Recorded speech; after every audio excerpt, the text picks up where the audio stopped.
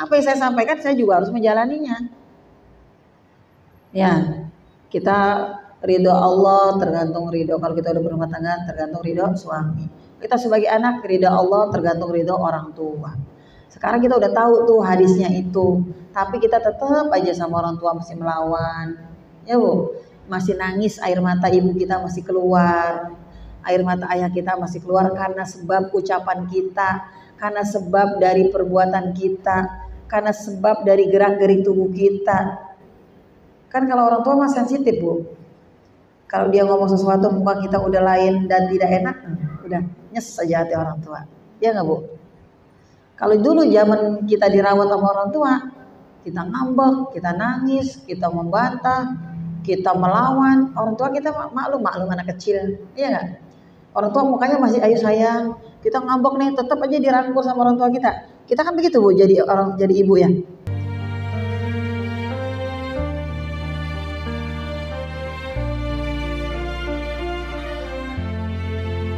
Bismillahirrahmanirrahim. Assalamualaikum warahmatullahi wabarakatuh. Alhamdulillahirabbil alamin wassalatu wassalamu ala sayyidina Muhammadin wa ala alihi wa sahbihi ajma'in. Rabbi shrah li sadri wa yassir li amri wahlul 'uqdatam min lisani yafqahu qawli. Amma ba'du. Sama-sama kita hormati pimpinan Majelis Taklim An-Nur dan juga yang sama-sama kita hormati Ketua DKM Masjid An-Nur beserta pengurus, serta yang kami hormati segenap panitia kegiatan Ayo Mengaji RW 012 Kelurahan Kayu Wijaya, serta ibu-ibu Mar'atus Sholihat ya, yang kami sayangi, kami cintai semuanya ya, yang hadir di sini mudah-mudahan mendapatkan keberkahan dan keridhaan dari Allah Subhanahu wa taala. Amin ya Allah ya rabbal alamin.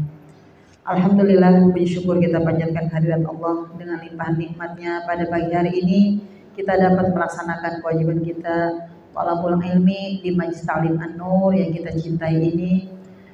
Ini adalah berkah dan nikmat dari Allah Subhanahu wa taala yang patut kita syukuri. Dan Allah memberikan nikmat iman Islam serta nikmat sehat afiat sampai pada hari ini. Mudah-mudahan sepanjang dari hayat kita Bu ya. Salawat serta salam teriring kita sampaikan kepada junjungan kita Nabi besar Muhammad sallallahu alaihi wasallam, dan mudah-mudahan kita menjadi umatnya yang selalu istiqomah menjalankan kewajiban kita ya, menjalankan sunnah-sunnah dari Rasulullah sallallahu alaihi wasallam, dan mudah-mudahan kita menjadi umat yang akan mendapat syafaatnya nanti di hari yaumil akhir kelak. Amin ya Allah ya rabbal alamin. Hadirin sekalian, mari sama-sama kita pelajari atau membuka kitab kita ya, masih Mukhtarul Hadis, yang mana pada pagi hari ini kita membahas tentang arba'atun tajri 'alaihim ujuruhum ba'dal mauti. Saya bacakan ya Bu ya. Bismillahirrahmanirrahim. Kecil-kecil tulisannya.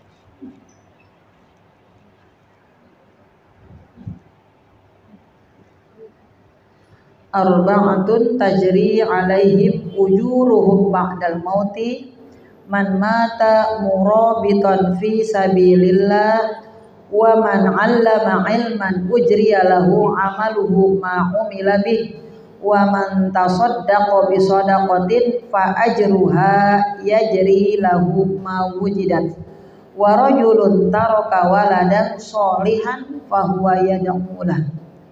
Rawahu Tabrani an Abi Umamah. Ibu-ibu sekalian, di sini hadis ini menerangkan tentang arba'atun tajri 'alaihim ujuruhum ba'dal maut ya. Jadi ada 4. Ini yang kita sering dengar Bu, ada hadis yang mengatakan idza mata ibnu bani adam in qata amalhu. Ini nyambung ya, ini penguatnya ya. Kalau itu kan min salasah 3, kalau ini ada 4 tambahannya.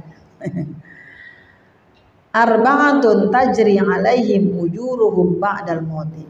ada 4 perkara ya yang akan mengalir alaihim ujuruhum ba'dal mauti, kepada seseorang yang ya pahalanya itu akan mengalir ba'dal maut, sampai dia wafat. Ini buat kita nih pahala ngalir selama kita masih di dunia. Kalau memang kita melakukan ini, apalagi itu langsung Allah berikan kepada kita. Pada saat kita yang melakukan 4 hal ini sudah wafat ba'dal mauti, ini menjadi pahala buat kita mengalir tidak ada titiknya. Padahal kita sudah tidak melakukan, kan kita sudah nggak ada di dunia. Ya kan? Kalau sekarang kan kita apa yang kita lakukan, apa yang kita kerjakan, ya amal-amal soleh itu kan pasti pahalanya akan sampainya kepada kita, balasan dari Allah Subhanahu Wa Taala langsung kepada kita. Nah tapi ini nanti kita sudah tidak bisa melakukan apa-apa karena maut sudah menjemput kita dan kita jasad kita sudah dikubur di alam kubur, di alam barzah. Tapi 4 hal ini yang sudah kita lakukan di dunia akan mengalir, akan memberikan pahala, dan nanti balasannya itu kita rasakan di alam kubur, di alam barzah. Enak nggak tuh Bu? Enak. Pengen nggak? Nah lakukan 4 hal ini. Siap nggak kira-kira? Siap. Ini kita sudah nggak saya melakukan hal ini? Nah kalau kita belum melakukan hal ini, maka mulai dari sekarang kita mulai. Jangan sampai tabungan kita ini untuk pahala yang akan mengalir seperti sungai mengalirkan airnya terus ya. Kalau sungai di dunia kan musim kemarau begini kering Bu. Ya, jangankan sungai yang sedikit ya. Waduk, ada beberapa waduk ya di Indonesia ini yang kering musim panas ini yang udah sekian bulan, itu sampai bangunan-bangunan yang ada dulu digusur kan. Kalau mendirikan waduk itu kan kecamatan, bukan satu tempat doang Bu, beberapa kecamatan, satu wilayah ya, yang misalnya di kota kayak Gajah Mungkur itu ya, itu yang penduduknya itu udah nggak bisa menempati karena satu wilayah itu dijadikan waduk. Teman saya itu termasuk yang terkena penggusuran waduk Gajah Mungkur. Tahu nggak dia ada di mana? Ada di Bengkulu. Orang-orangnya ditransmigrasikan ke wilayah Bengkulu, membuka lahan sawit dan sukses. Nah sekarang banyak waduk yang airnya itu pada surut habis. Bahkan jalanan yang dulu udah dijadiin waduk bisa dipakai lagi Bu. Coba dah lihat berita itu. Banyak sekarang rumah-rumah yang dulu kan kalau waduk itu kan nggak bisa diroboh-robohin, langsung aja dikasih air, ketutup semua. Itu kan buat tenaga listrik ya. Sekarang muncul lagi tuh bangunan-bangunan kelihatan lagi. Jadi dijadiin tontonan sama warga sekarang. Jadi tempat buat hiburan. Yang rumah-rumah gedung nggak hancur masa itu, herannya. Jalan raya yang udah pada agak-agak rusak dipakai lagi. Itu adalah buatan manusia yang ada di dunia. Kita lihat aja tuh Kali Kayu Ringin yang kalau banjir sampai menutup orang-orang di wilayah sebelah kanan Ibu ya, di komplek kejaksaan, di komplek keuangan ya, itu sampai sekian meter kan waktu itu kita sering lihat. Sekarang surut sesurut-surutnya, mau jalan di buat situ bisa Bu ya, nggak ada airnya, malah banyak limbah.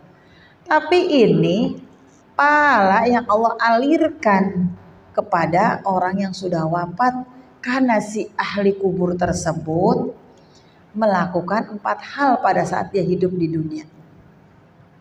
Apa yang pertama? Man mata murabiton fi sabilillah ya. Man mata murabiton fi sabilillah, yaitu orang yang wafatnya ya, pada saat dia wafat dia sedang berjalan, sedang berjuang di jalan Allah. Siapa aja itu diantaranya? Ini pernah kita bahas kan? Ya, orang yang sedang berjihad di jalan Allah. Apa Bu contohnya Bu? Bu Neneng, apa Bu Neneng? Hah? Bu Neneng gimana kemarin bikin kuenya? berhasil. Nanti Bu pesan-pesan kue tuh Bu Neneng tuh. Nanti sekali praktek itu Bu Neneng, Bu Rosmini tuh. Udah pada bisa Bu bikin kue. Kali-kali buat ntar bawa di sini ya. Di bagian. Canda Bu. Modalnya mahal Bu. Soalnya bahannya bagus-bagus ya. Coba apa di antara kita ada yang tahu bagaimana yang man mata murabiton fi sabilillah, contoh berjalan atau berjuang di jalan Allah itu apa contohnya? Satu aja. Berdakwah. Ada lagi nggak Bu? Iya. Bekerja bagi bapak-bapak yang penanggung jawab mencari rezeki. Ada lagi? Ibu-ibu ada nggak?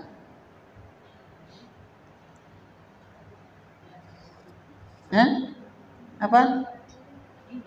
Saya pernah menyampaikan waktu itu kan, man kharaja fi talabil ilmi fahuwa fi sabilillah hatta yarji. Tuh diantaranya tuh.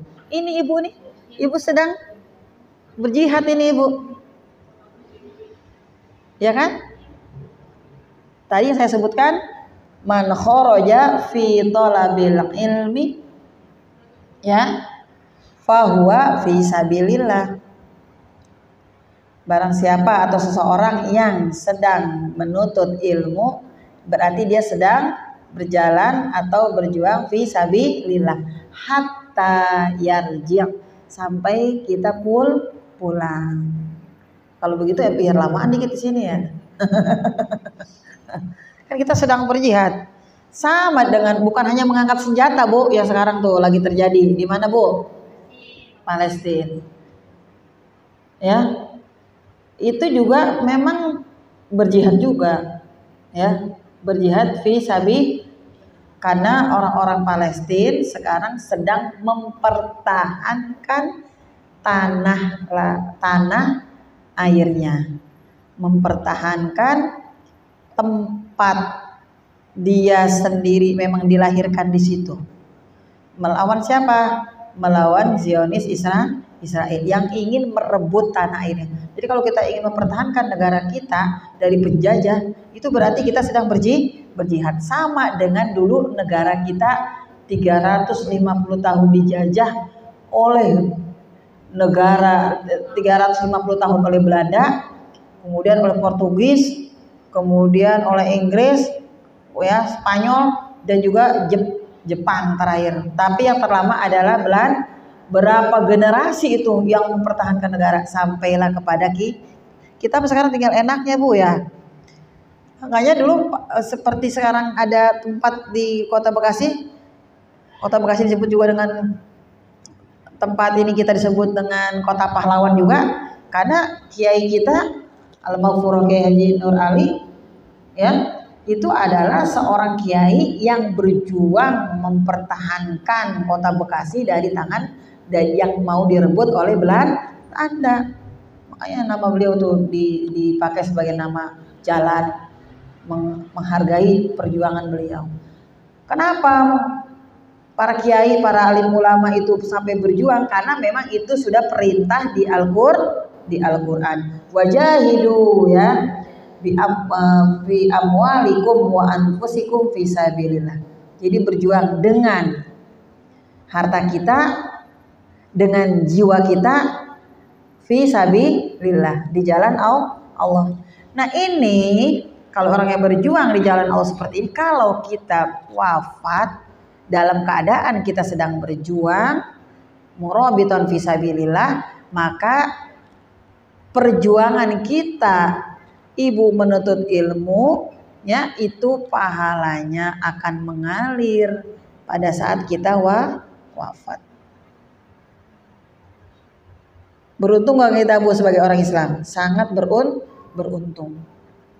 Makanya penduduk Palestina dari yang kecil bayi ibu ya, balita, apalagi yang dewasa, ibu-ibu rumah tangga, anak-anak remaja, orang-orang tua, mereka mah tidak ada yang mau pergi dari negaranya. Sama dengan kita dulu Bu. Para kiai, para santri, para petani berjuang bahu-membahu melawan penjajah. Alhamdulillah kita merdeka tahun 1945. Dan negara yang pertama kali mengakui di dunia bahwa Indonesia merdeka adalah itu diantaranya adalah Palestina. Memang kita tuh ada ikatan. Sekarang kita Bu tinggal mendoakan ya Bu ya. Coba emang Ibu mau datang ke sana? Bisa nggak kira-kira? Nanti walaupun kita pengen, oh saya mau melawan Zionis Israel, nggak punya keahlian kita, emang kita bisa megang senjata?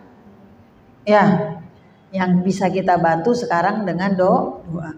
Biarlah mereka-mereka yang mempunyai kompetensi, mempunyai kemampuan untuk bisa berjuang langsung ke sana.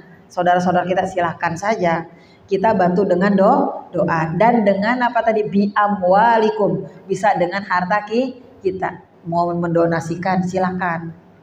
Kemana nih yayasan yang bisa menyalurkan dengan pasti dan amanah, silakan Bu. Dari kita uangnya cuma 100.000, kalau sekian penduduk Indonesia hampir 300 juta, coba berapa miliar bisa membantu saudara-saudara kita di sana. Itu yang Ibu sodakokan itu bisa menjadi pahala yang besar dan sangat berarti buat saudara-saudara kita. Jadi kita jangan itu Bu, jangan kecil hati. Ya saya mah nggak bisa berjihad, saya mah nggak bisa perang, bawa senjata, atau langsung berhadapan-hadapan dengan tentara Israel. Berarti saya nggak mendapat pahala jihad. Enggak juga. Dengan Ibu belajar di sini, bisa nih yang kedua nih, langsung. Wa man 'allama ilman ujriya lahu amaluhu ma umila bi. Tuh.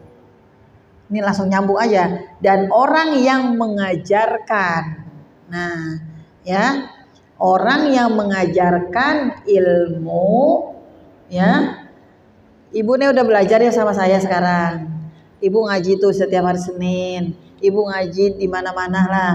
Kemudian ilmunya yang Ibu pelajari, Ibu amalkan. Ibu tadi udah baca Al-Quran nih, tadi Bu Guru ngajarin ihfa syafawi, mimati bertemu ba. Apabila ada mimati bertemu dengan huruf ba, hidup banyak, maka bacanya ditahan dan didengung. Ibu baca, Ibu ajarin tuh suami Ibu di rumah, Ibu ajarin anak Ibu di rumah,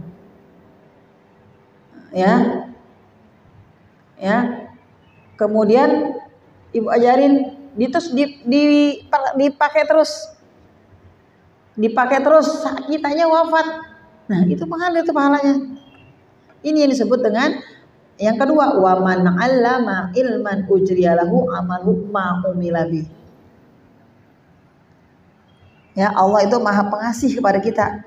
Ya Bu ya. Jadi apa yang amal soleh yang kita lakukan, ya, kemudian mempunyai efek positif kepada orang lain, ya,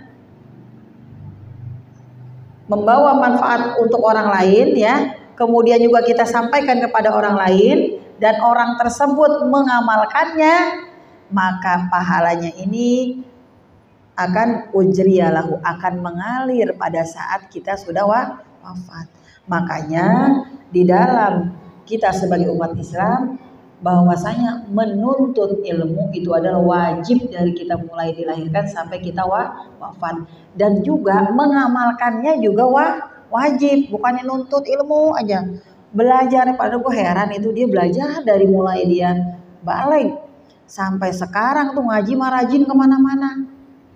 Tapi heran sama suami masih durhaka aja, sama orang tua masih ngelawan aja, sama tetangga masih jutek aja, punya harta masih pelit aja. Ada gak yang begitu Bu? Siapa ya? Bukan di sini. Jadi ilmunya manfaat nggak tuh Bu kalau begitu? Al ilmu bila amalin kasyajari bila samalin. Apabila kita menuntut ilmu, ilmu itu udah banyak. Dia mengaji di mana aja pokoknya didatangin tempatnya. Gue rajin yang perkumpulan ini, apalagi ada arisannya, ikut arisan di pengajian sono, ikut arisan sono, seragam dari yang hijau, yang merah, yang kuning, yang putih. Apalagi yang dia rajin baca salawat, rajin memainkan terbana, di mana aja dipakai dipanggil. Tapi tidak ada implikasi yang baik buat lingkungan terdekatnya. Dia ngaji rajin, baca Qurannya cakep, tajwidnya rapih, bacanya tartil. Tapi anaknya, suaminya, kan gambaran dari suami itu adalah istri. Gambaran dari istri suaminya. Jadi yang paling menonjol itu yang paling kelihatan suaminya begitu. Oh pantas aja istrinya kagak atau si suaminya ada di sana lagi ngapain? Ya kalau nggak diperhatiin istri ngaji mulu, kagak diperhatiin tuh suaminya. Makanya nih kita walaupun ngaji pagi, bakti kepada suami dijalankan dulu, Bu. Kalau kita kepengen nanti ini wa man 'allama ilman ujriya lahu amalu. Kan kalau ibu udah dapat ilmu kan, 'allama ini artinya mengajarkan. Ya, yang ibu udah dapat, ibu ajarkan kepada lingkungan terdekat kita. Yang pertama kita praktekkan dulu, baru terus kita ajarkan. Apa yang saya sampaikan saya juga harus menjalaninya. Ya, kita ridho Allah tergantung ridho, kalau kita udah berumah tangga tergantung ridho suami. Kita sebagai anak ridho Allah tergantung ridho orang tua. Sekarang kita udah tahu tuh hadisnya itu, tapi kita tetap aja sama orang tua masih melawan. Ya Bu, masih nangis, air mata ibu kita masih keluar, air mata ayah kita masih keluar karena sebab ucapan kita, karena sebab dari perbuatan kita, karena sebab dari gerak-gerik tubuh kita. Kan kalau orang tua masih sensitif, Bu. Kalau dia ngomong sesuatu muka kita udah lain dan tidak enak, udah nyes saja hati orang tua. Ya nggak, Bu? Kalau dulu zaman kita dirawat sama orang tua, kita ngambek, kita nangis, kita membantah, kita melawan. Orang tua kita maklum anak kecil, iya nggak? Orang tua mukanya masih ayo sayang, kita ngambek nih, tetap aja dirangkul sama orang tua kita. Kita kan begitu, Bu, jadi ibu ya. Nah, kita ngambek nih, padahal kita tahu itu salah, tapi kita masih rangkul. Anak kita tuh nonjokin kita, minta sesuatu, tapi kita tetap kita gendong, ayo sayang udah jangan beli ini dulu ya, jangan, kita sayang. Tapi sekarang orang tua kita sudah tua, kemudian kita yang masih muda, kita harus bisa merangkul orang tua kita. Apa yang orang tua lakukan, banyak yang kita tidak cocok. Terkadang muka kita mengeluarkan aura yang tidak enak dipandang orang tua. Terkadang mulut kita keluar ucapan yang menyakitkan, tapi kita kadang nggak sadar, Bu. Ya, orang tua kita ngomong nih berulang-ulang. Sekarang saya juga sedang mengalami nih, orang tua tuh kita udah mulai pikun, ngomongnya berulang-ulang, tapi kita bikin kadang-kadang bagaimana? Tapi sebisa mungkin kita harus nahan. Itu sama dibalik nih sekarang. Orang tua kita membutuhkan perhatian kita, sama dengan dulu pada saat kita kecil kita membutuhkan perhatian dari orang tua. Amalkan ilmu yang ini. Coba kita praktekkan, bisa enggak? Nah, itu yang akan mengalir pada diri kita nanti. Ya Bu ya. Jadi jangan jangan berprasangka, kalau kita berjuang di sabilillah itu hanya mengangkat senjata perang melawan penjajah. Tidak. Banyak hal berjuang di jalan Allah itu banyak. Seperti seorang bapak nih Bang Jun, keluar mencari nafkah itu juga sedang berjuang mencari nafkah untuk menghidupi anak dan istrinya dan keluarganya. Itu adalah sama dengan berjalan atau berjuang fi sabilillah. Itu hatta yarji, sama sampai dia pulang. Terus menerus kan kita membesarkan, merawat, menjaga keluarga kita. Sama juga kita Bu sebagai istri. Nih, ya. Sama ibu-ibu yang hamil, yang melahirkan itu juga sedang berjihad di jalan Allah. Banyak ladang-ladang berjuang atau berjalan fi sabilillah. Di antaranya ini, ya Bu ya. Kita apabila mendapatkan ilmu, kemudian ilmunya kita amalkan. Wa man tasaddaqa bisadaqatin fa ajruha yajri lahu ma wujidat. Nah, dan orang yang mempunyai harta, kan tadi ada di sini di hadis, di Al-Qur'an di surah At-Taubah ayat 41. Wajahidu, ya, berjuanglah bi amwalikum, dengan harta kita, wa anfusikum, dan bisa dengan jiwa kita, fi sabilillah, di jalan Allah. Sekarang kita mempunyai harta sedikit. Kemarin kan kita membahas tentang sedekah ya. Udah dikupas begitu demikian rupanya sehingga kita mudah-mudahan semangat. Jadi sedekah yang kita lakukan sedikit ataupun banyak dengan ikhlas mengharap ridho Allah, maka pahalanya akan mengalir kepada kita di saat kita sudah tidak bersedekah lagi. Di saat kita sudah ada di alam kubur tuh ngalir tuh sekarang. Nih ibu infakin ada sedikit harta yang ibu bawa, yang ibu punya ditaruh tuh di kotak masjid. Ibu punya uang, ibu beli nih karpet buat di masjid. Kipas angin masih kurang, mungkin sekarang tidak ada AC, ada yang mau beli AC. Ada yang mau menyumbangkan Al-Quran, ada yang mau menyumbangkan mukena. Tapi saya nggak punya duit bu, gimana ya buat makan saya susah. Wa anfusikum, dengan diri kita sedekah bisa. Dengan diri kita apa? Ada tetangga lagi kerepotan, kita bantuin. Tetangga mau hajatan tuh, lagi mangkat, hari mangkat. Udah duit tinggal bantuin, kita nyebutnya air mineral aja udah. Karena ternyata merek itu adalah merek dagang yang sekarang sedang memerangi saudara kita ya bu ya. Jadi bisa dengan apa aja kita lakukan. Nih, orang-orang lagi pada belanja ya, ada yang nyumbang ini nyumbang itu, ya udah. Nih mau maulid nih misalnya di Masjid An-Nur atau di Masjid Taklim mau maulid, kita nggak bisa nyumbang uang, ya udah bisa bantuin yang sayurannya, iya nggak? Bantuin motong-motong apa kek, apa aja dari potong-potong di situ rame-rame. Tapi jangan sampai ngerumpi bu, penyakit kita kan begitu. Kalau kita udah ngumpul, udah kita sambil nyangin bawang apa aja. Tahu nggak si Anu begini? Susah itu jaganya tuh ya. Sambil ngobrol apa aja kita ngomongin. Ya udah ngomongin apalah yang bagus-bagus. Bagus sih kita itu membantu tenaga kita. Sampai suami udah dimasakin. Udah ya Neng, nih makan. Nih Bang makan udah Bang. Ini udah saya masakin. Saya mau bantuin Ustazah mau maulid. Saya mau bawa pisau udah tuh mau nyang-nyangin supaya kita bisa bantuin. Tapi sambil ngobrol aja apa tahu kemana-mana tuh. Si Anu begini, si Anu beli Anu ya kemarin ya. Itu penyakit kita ibu-ibu. Susah ibu ya. Susah nggak sih? Susah, tapi nanti bisa. Ini dari jamaah taklim An-Nur mah nggak ada ibu-ibu mudanya. Kunci rapat-rapat mulut kita. Jangan sampai kita ngomong yang tidak udah auliyasmut, yasmut udah. Diam aja, diam itu emas. Jadi bisa ibu bantu dengan tenaga kita. Atau ya kemarin lagi pada mau maulid orang pada bantu-bantu saya kagak ada. Saya pergi ada acara keluarga. Lagi maulidnya bantuin terima tamu atau ngatur-ngatur atau sesudah maulidnya bantu-bantu bersih. Banyak ini. Selama Majelis Taklim itu terus aja. Nih, masjid nih nanti bilang suami, "Nih masjid lagi ngebangun. Bantuin sana Bang, ngecor." Suami kita. Ibu-ibunya ngapain? Bantuin masak. Nggak punya duitnya, kita bantuin di dapur umumnya. Itu selama masjid ini dipakai untuk ibadah kita umat Islam, insya Allah nih sampai akhir hayat kita, mudah-mudahan sampai hari kiamat ini masjid masih tegak berdiri. Ya bu ya, itu pahalanya ngalir bu. Enak nggak bu?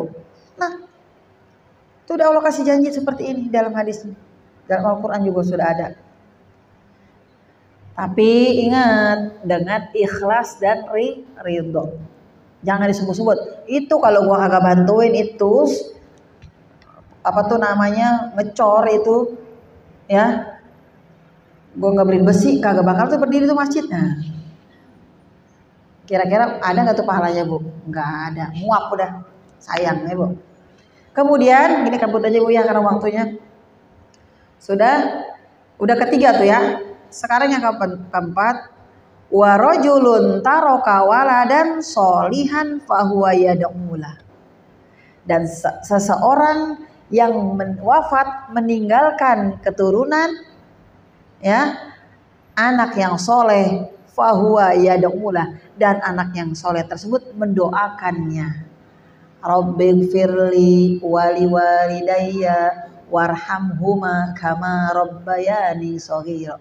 Anak yang soleh bu, sholat tidak pernah ditinggalkan. Ba'da sholat dia selalu mendoakan orang tuanya. Dia mau sodako, kita melahirkan, kita mendidik anak kita, kita merawat anak kita, menyekolahkan anak kita setinggi mungkin. Akhirnya anak kita menjadi anak yang soleh, pekerjaan di dunianya bagus, gajinya besar. Pada saat dia punya uang, dia zakatin tuh hartanya. gajinya dia zakatin zakat profesinya, kemudian dia niatin nih pahalanya buat ayah saya, nih pahala saya sedekah buat ibu saya. Ngalir tuh Bu, kita yang melahirkan, yang mendidik, yang membesarkan anak-anak kita. Itu aset kita tuh Bu, aset kita buat di dunia dan di akhirat. Jangan dunia aja yang kita kejar, badannya kita bagusin, segala macam yang bergizi makanan kita kasih, tapi rohaninya tidak kita isi. Di sekolah kan umum terus, dia sholat tidak bisa melaksanakan sholat 5 waktu.